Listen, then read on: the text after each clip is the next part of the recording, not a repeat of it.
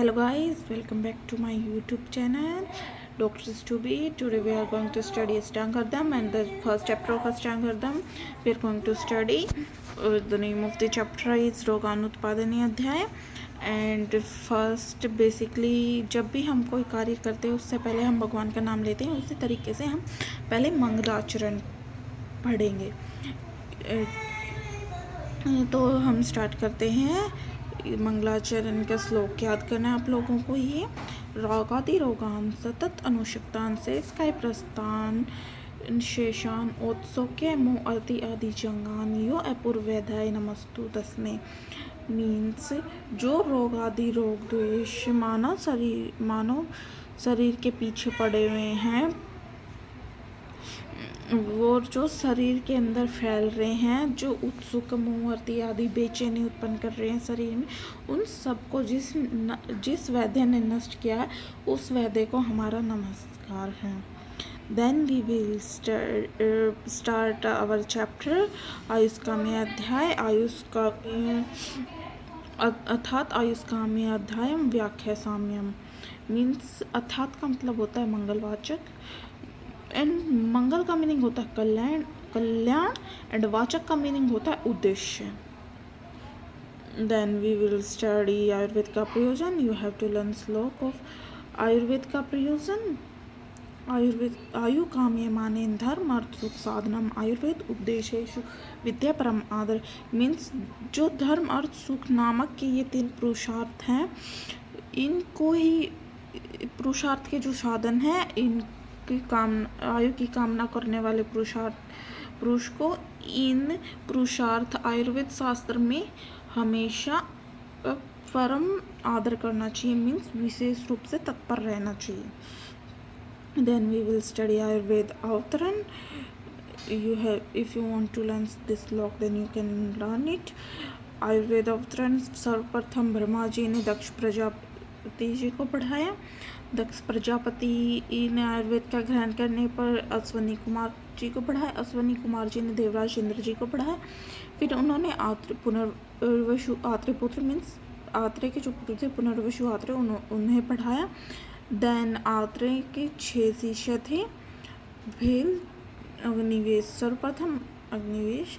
Then भेल, this is not भेल, जदुक्रम प्राशर हारित सारपाणी आदि, ये 6 शिष्य थे. जो अग्निवेश थे वो मीन्स सबसे सिंसियर जो बोला जाता है, सबसे ज्ञानवान, क्योंकि ये सब सर्वश्रेष्ठ माने जाते थे, क्योंकि सर्वप्रथम इन्होंने ग्रंथ का निर्माण किया था. वैसे तो सभी शिष्यों ने ग्रंथ का निर्माण किया था, बट सबसे पहले अग्निवेश जी ने ग्रंथ का निर्माण किया था. देन वी विल स्टडी अष्टांग हृदय का स्वरूप. इसमें स्वरूप में ये बताया गया है कि ऋषि वाग्भट जी का कथन है कि ये जो प्राचीन के ग्रंथ थे मीन्स तंत्र थे, उनमें से जो इधर उधर बिखरे हुए जो प्राचीन तंत्र थे ना, उनमें से जो उत्तम जो भाग लिया गया है, उनका जो संग्रह किया गया है, उस संग्रह का नाम अष्टांग हृदय है. उस संग्रह ग्रंथ का नाम अष्टांग हृदय है. इसके अंदर ना अति संक्षिप्त ना अति विस्तार में बताया गया, मीन्स ठीक बताया गया. देन विल स्टडी आयुर्वेद के 8 अंग. काय बाल ग्रह, you have to learn this shloka. काय बाल ग्रह उद्वांग शल्य दृष्टा जरावृषान अष्टाव अग्नि तस्याहु चिकित्सा ये शिशु संस्कृत. मीन्स काय चिकित्सा, बाल तंत्र मीन्स बच्चों की चिकित्सा, कौमार भृत्य. काय चिकित्सा मीन्स शरीर की चिकित्सा. ग्रह चिकित्सा मीन्स ग्रह नक्षत्र वगैरह के बारे में. उद्भव चिकित्सा ENT, I knows year throat is इनकी चिकित्सा मीन्स उद्भव जद्रुगत रोगों की चिकित्सा. शल्य चिकित्सा मीन्स शल्य तंत्र. दृष्ट विष चिकित्सा मीन्स पॉइजन की चिकित्सा. अगतंत्र जरा मीन्स में रसायन तंत्र आता है, और वृष चिकित्सा में वाजीकरण, रसायन और वाजीकरण की चिकित्सा. ये होती है 8 अंग होते हैं ये आयुर्वेद के. देन वी विल स्टडी दोषों का वर्णन. 3 दोष होते हैं, वात पित्त कफ, ये शारीरिक दोष होते हैं. एंड रक्त को आचार्य सुश्रुत वाग्भट ने सुश्रुत द्वारा जो आचार्य वाग्भट हैं उन्होंने आचार्य सुश्रुत में रक्त को भी दोष बताया गया है, और आचार्य वाग्भट ने भी आचार्य सुश्रुत के द्वारा बताए गए रक्त को दोष बताए गए को भी आचार्य वाग्भट ने भी स्वीकार किया है।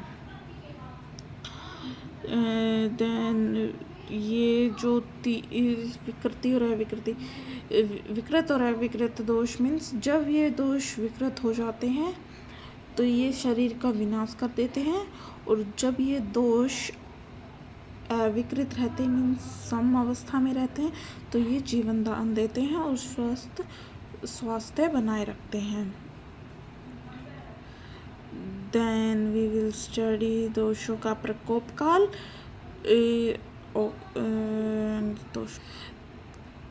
देन वी विल स्टडी दोषों का प्रकोप काल और स्थान के अनुसार। जो दोष होते हैं, जो कफ दोष होता है वो हृदय के ऊपर स्थित होता है, जो पित्त दोष होता है वो हृदय और नाभि के बीच में होता है, और जो वात दोष होता है वो नाभि के नीचे स्थित होता है। And then you can also study here दोषों का प्रकोप काल।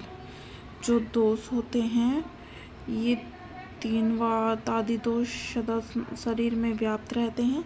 नाभि के निचले भाग में वायु, नाभि और हृदय के मध्यम भाग में पित्त, और हृदय के ऊपरी भाग में कफ का आश्रय होता है। देन वी विल स्टडी व्यय के अनुसार, काल के अनुसार दोष का स्टडी। काल के व्यय के अनुसार होता है कफ दोष की जो प्रधानता होती है वो बाल्यावस्था में होती है, पित्त दोष की मध्यम अवस्था में जब युवावस्था आती है, वात दोष की वृद्धावस्था में, वृद्ध लोगों में वात की बढ़ जाती है तो उन्हें नींद कम आती है, वो इधर उधर घूमते रहते हैं। And you can also study this here you can see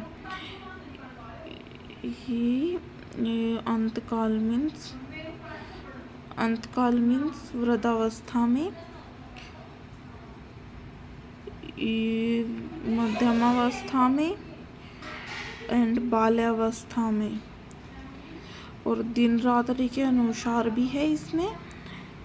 देखो दिन रात तथा भुक्त के अनुसार, मध्य आदि विशेष रूप गतिशील means you can study from here. जो दिन रात का जो फर्स्ट पहर होता है रात्रि का, और दिन का फर्स्ट पहर होता है उसमें कफ दोष की प्रधानता होती है। जो मध्यम पहर होता है उसमें पित्त दोष, एंड जो तीसरा पहर होता है अंतिम पहर उसमें वात दोष की प्रधानता होती है। And then you will study दोषों का अग्नि पर प्रभाव। दोषों का अग्नि पर प्रभाव देखते हैं।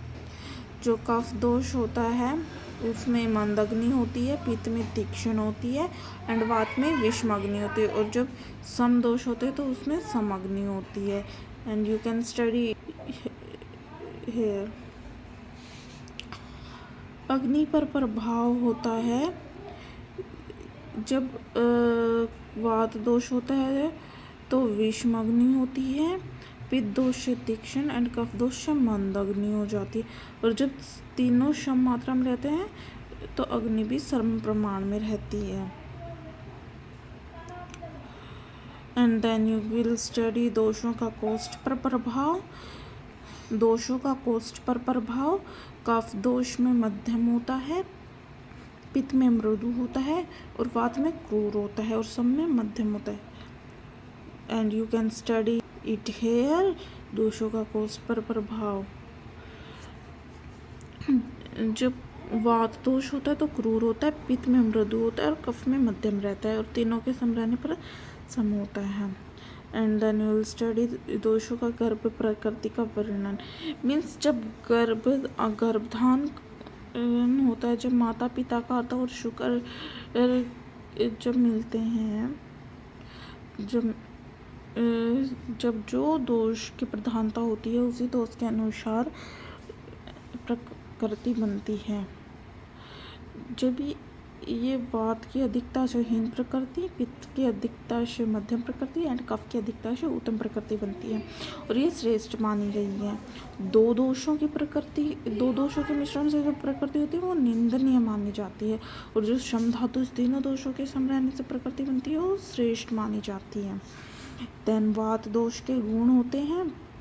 वात दोष के गुण हैं तत्र, you have to learn this shloka, तत्र रुक्षो शीत खर सूक्ष्म चलो अनिल है। मीन्स जो वात दोष होती है वो रुक्ष होती है, मीन्स ड्राई होती है, लघु होती है, हल्की होती है, लाइट होती है, शीत ठंडी होती है, खर होती है, सूक्ष्म होती है जो दिखाई नहीं देती, जल होती है जो हमेशा बहती रहती है। देन यू विल स्टडी पित्त दोष के गुण। You have to learn this shloka, पितम सहस्ने तीक्ष्ण उष्णम लघु विश्रम श्रम द्रव्य। मीन्स यहाँ कुछ स्निग्ध होता है, तीक्ष्ण होता है, उष्ण होता है, लघु होता है, विश्रम होता है और शर होता है और द्रव होता है। जो पित्त होता है वो स्निग्ध होता है, तीक्ष्ण मीन्स मतलब कैसे बताऊँ, तीक्ष्ण होता है मीन्स बहुत तीखा, उष्ण होता है गर्म होता है, लघु होता है हल्का होता है, विश्रम मीन्स उसकी अजीब सी स्मेल होती है, सर होता है और द्रव होता है। जब हम उल्टी करते हैं तो उसके अंदर येलो और ग्रीन जो पार्ट निकलता है वो पित्त दोष होता है। देन वी विल स्टडी कफ दोष के गुण। कफ दोष स्निग्ध शीतो गृहमंद श्लक्षण मृत्सन स्थिर कफ है। जो कफ दोष होता है वो स्निग्ध होता है, शीत होता है, गृह मंद, श्लक्षण मृत्सन स्थिर होता है। पित्त दोष स्निग्ध होता है, शीत ठंडा होता है, गृह भारी होता है, मंद मीन्स वो तीखा नहीं होता, ना उष्ण होता है, वो ठंडा होता है, श्लक्षण होता है, मृत्सन होता है और स्थिर चिपचिपा होता है। Then you will study about संसर्ग and सन्निपात। संसर्ग वो होता है जब दो दोषों का एक साथ सह या वृद्धि होती है, मीन्स जब दो दोष एक साथ कम होते हैं या बढ़ते हैं तो उसे संसर्ग कहा जाता है। और जब तीनों दोषों की एक साथ सह या वृद्धि होती है तो उसे सन्निपात बोला जाता है। जब तीन दोष एक साथ बढ़ते हैं और कम होते हैं उन्हें सन्निपात बोला जाता है। धातुओं का वर्णन। धातु 7 होती है। रस, रक्त, मांस, मेद, अस्थि, मज्जा, शुक्र, ये 7 धातु होती है। और जब ये वात आदि के द्वारा दूषित हो जाते तब इन्हें दूष्य बोलते हैं।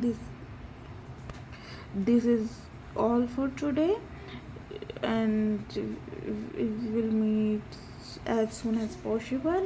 हम जल्दी मिलते हैं। आज के लिए इतना ही बहुत है। Thanks for watching my video। If you like it, you will like, share, subscribe। Thank you guys।